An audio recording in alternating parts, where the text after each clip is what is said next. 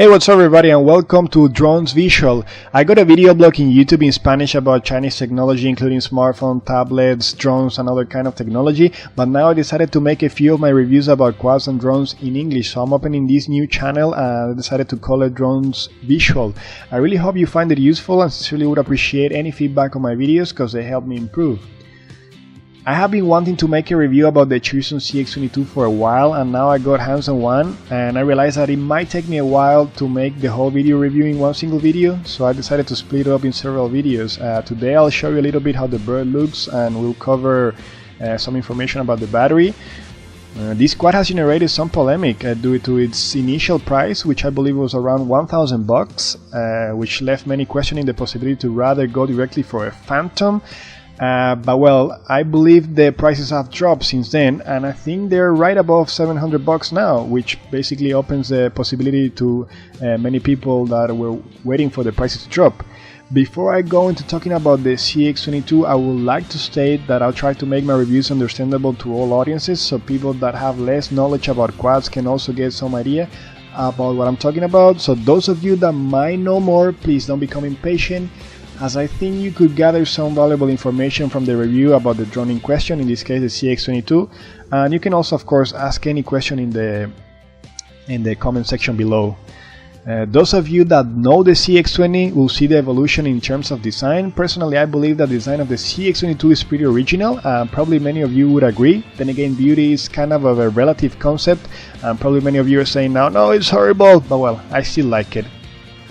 When it comes to quality, it's not that the quality of the plastic of the CX22 is bad, but it's just that it's not the best idea to use this kind of rigid and brittle plastic for an aircraft. The lack of flexibility makes this plastic poor shock absorber, and it could certainly crack like a nut during an emergency landing. But then again, any quad this size will sort of suffer considerable damage during a fall, so my advice to you is fly safely and do not drop your quad, because it will probably break. Here we have 4 brushless motors. They look very similar to the old motors we would encounter in the CX20. I don't have concrete information about the kV value for these motors right now, but as I mentioned before, they resemble a lot the older motors. It's worth mentioning that Choosing upgraded their props, and now they'll be offering a nice set of self-locking Phantom-like props. If we move to the rear section, we still have the classic little tower containing the GPS antenna. They have decorated this mini tower with colorful LEDs, which is a really nice touch.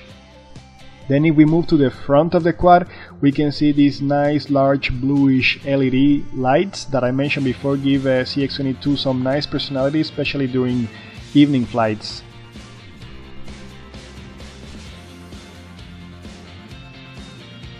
Underneath each arm, just like the CX20, you will encounter openings to cool the ESCs, or electronic speed controllers, connected to the brushless motors. Then we can see the camera that comes included, which is capable of recording Full HD at 30 FPS. It comes mounted in a 2-axis gimbal. I'll talk more about the camera and the gimbal in my next video, and I'll show you some footage recorded at Full HD using this cam, but I can tell you right now that the gimbal works perfectly. I love it. In case you haven't noticed, the gimbal has a USB port over here, and this will allow you to connect the quad to your PC for a firmware upgrade or any other tweaking you might want to do. I haven't tried yet, but I'll certainly keep you posted when I do. Later we can see the landing gear, again made of a rather rigid and brittle plastic that will crack like a nut if you attempt an emergency landing. I had hoped Choosing would use a different sort of plastic, maybe like the ones we see in 450 flame wheel kits, but they didn't. They continue using this sort of brittle plastic that we know from the CX20. If we move now to the rear side of the Choosing CX20, we will see a dramatic change, especially when it comes to the battery section. This kind of battery has become rather common in these new elite quads, if I may call them like that, such as like the DJI Phantoms, Unique, Wakera QR 350 Premium, and so on. I myself believe that this is a really comfortable option, but then again I have seen some people complaining about not being able to use their old batteries and the new kind of batteries being expensive and well, some other reasons. But I find it comfortable. Removing the battery is actually a piece of cake now. The only thing you have to do to remove the battery is just basically press both ends of the battery and pull it firmly out, and the battery just slides out like well, it's pretty easy. Once it's extracted, you can see the vast section where the battery was previously inserted, and these lines and ridges you see over here, they help keep the battery case in place. Here you can see the two connectors that connect the battery and supply the board of the CX22. They protrude more than a centimeter from the circuit board. And the space occupied by the battery is obviously pretty big because this is a larger battery, so it takes way more space. I'll let you see the connectors from a different angle now, so you get a better perspective of how much they protrude from the board.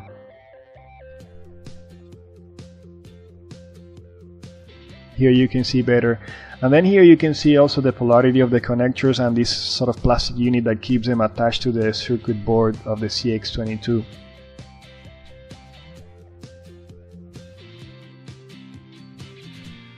Now you can see the battery of the chosen CX22 completely redesigned, nothing like the old one. This plastic body makes its insertion in the quad fast and easy. And just by looking at it, it looks quality, but then again I have no idea whether the actual battery is good or not. The outer part of the battery is rather curvy and it looks nice. It's a nice touch, nice design, I would say.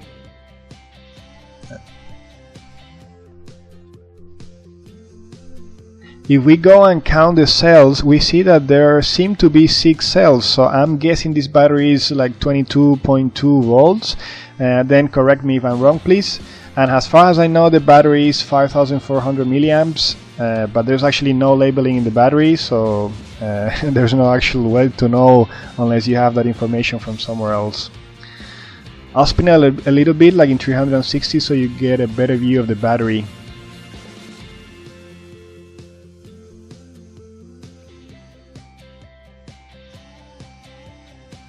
If we examine the area with the button and the LEDs, we can see that by pressing the button, the LEDs turn on, indicating the charge of the battery.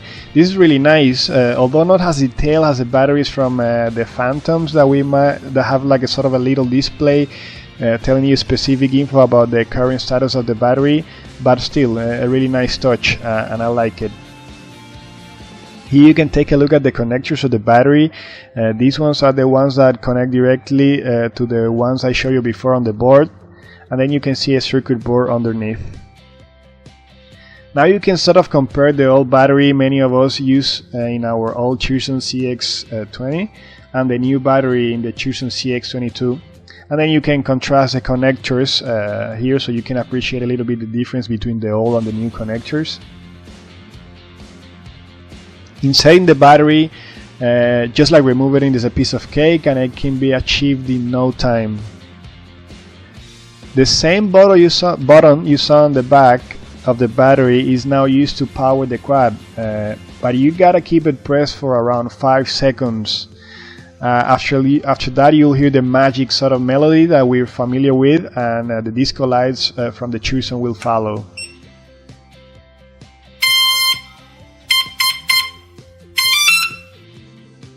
Now it would be a good time to turn on the transmitter so the binding process takes place.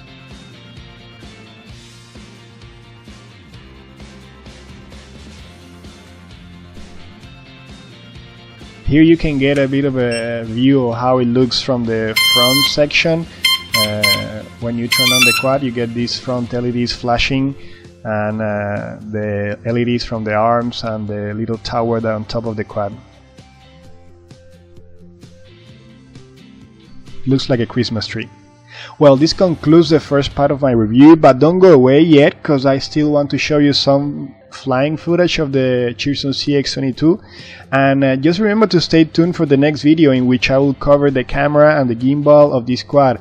And last but not least, please subscribe if you enjoyed the video, because I'll be having more videos coming soon, not only of the CX22 but also other quads. So drop me some comments if you have any questions or would like to see more, and please give me some feedback. So well, then I hope to see you in my next review.